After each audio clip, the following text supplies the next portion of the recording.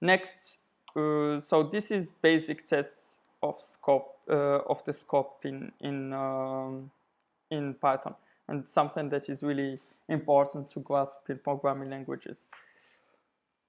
Next would be about class definition. This is how we will define a class in Python. So we have like a class name, and this is the normal syntax how to really write class names. We won't use snake case anymore. We'll use more a camel case with the upper in the first let's say character of the class name. And we have statements, and statements they can be any statements in the class. Here we have a simple class.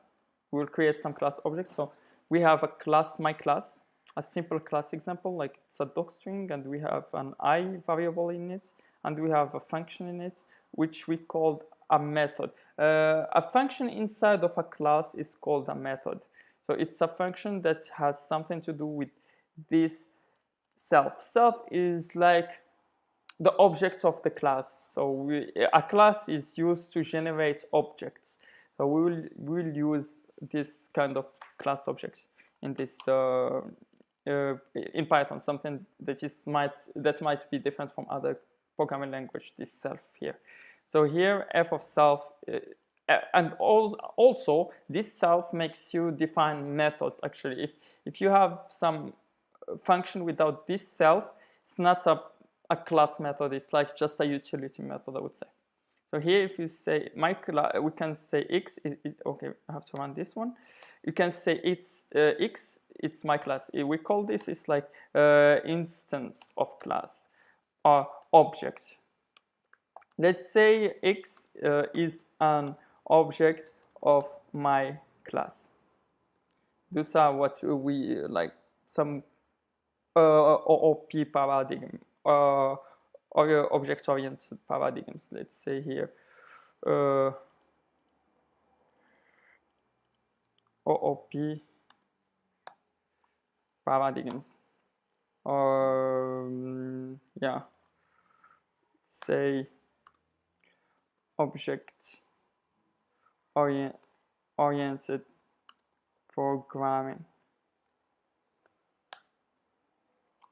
This is some object-oriented programming. Next, so we have seen that we can instance the my class class and affect it to x. So x is a class attribute. It's an object of my class. So we can access those variables inside of class with this kind of writing. Can do x.I. We can access it, and we can call the x.f, and we will have the hello world. So this is something really important about classes. We can define, let's say, attributes, and we can define methods. So this is called an attribute of the class.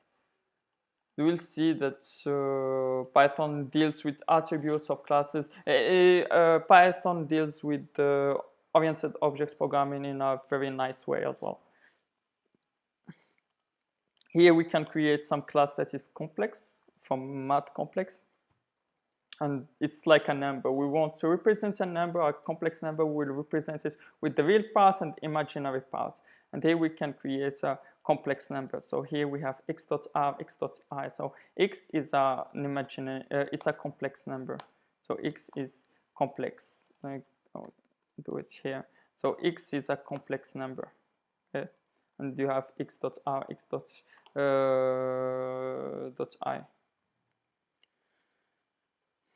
We can do something like this. String of x, and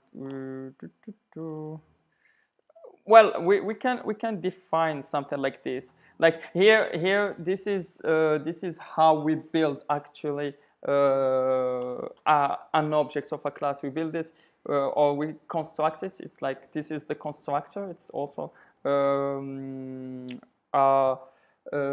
paradigm of object-oriented paradigms, and this is a constructor in Python. If you're like doing Java or you have done other OOP languages, this is the constructor of Python.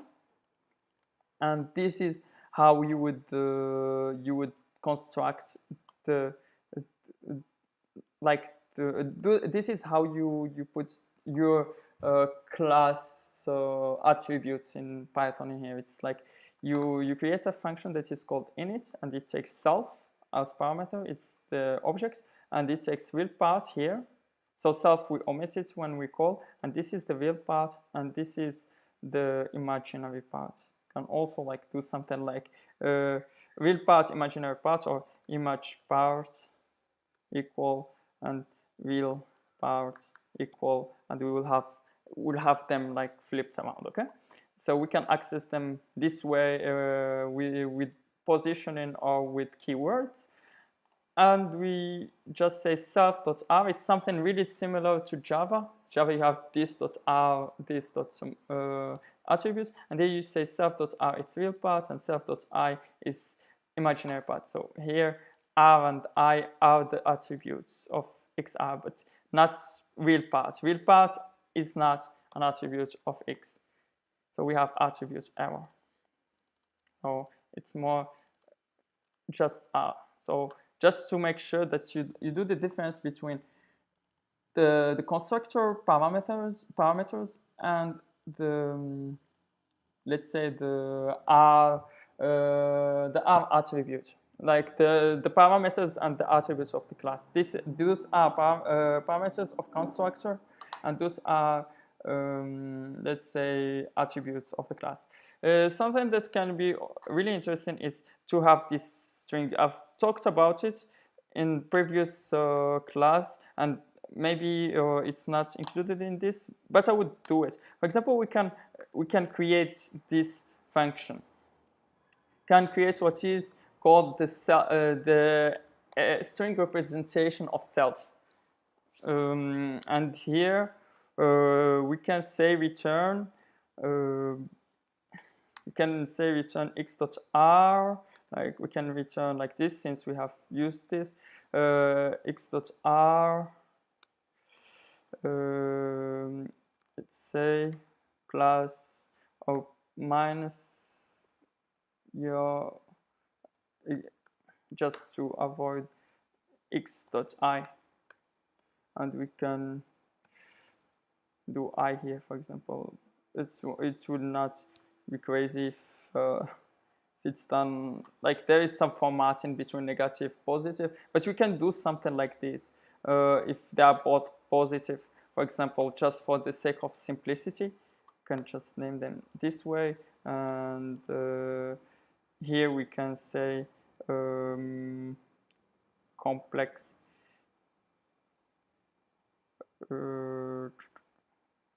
just complex like this.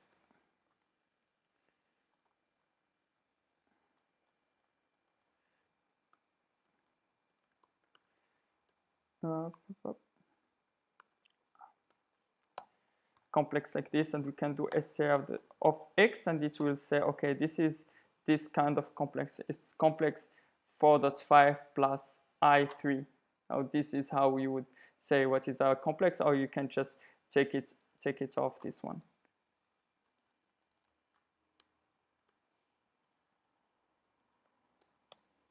And you have something like this. So this is your complex number. It's like 4.5 plus I30 imaginary and real. So this is the image part is 3, and this is the real part is 4. So this is another functionality of class that can be also very useful, like the string representation. You can actually have a representation of your class. You can also have other kind of representations, like and they are called methods, and we'll talk about them.